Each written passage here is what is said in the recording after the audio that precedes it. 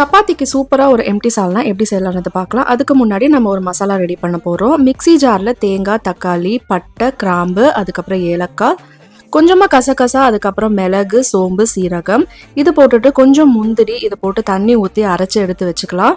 இப்போ குக்கரில் எண்ணெய் ஊற்றிட்டு அதில் ஹோல் கரம் மசாலா போட்டுட்டு வெங்காயம் போட்டு வதங்கின பிறகு நம்ம கருவேப்பிலை, பச்சை மிளகா, புதினா இது மூணையும் போட்டு நல்லா வதக்கிடலாம். இது நல்லா வதங்கின பிறகு கொஞ்சமாக தக்காளி போட்டு வதக்கி விட்டுட்டு நம்ம தேவையான மசாலாலாம் ஆட் பண்ணிக்கலாம். நான் இதில் ஆட் பண்ணது பார்த்தீங்கன்னா மஞ்சத்தூள், மிளகாத்தூள், அதுக்கப்புறம் கரம் மசாலா, வேணும்னா கொஞ்சமாக நம்ம மல்லித்தூள் ஆட் பண்ணிவிட்டு உப்பு போட்டுட்டு அதுக்கப்புறம் தண்ணி ஊற்றிட்டு விசில் வச்சு எடுத்துடலாம்.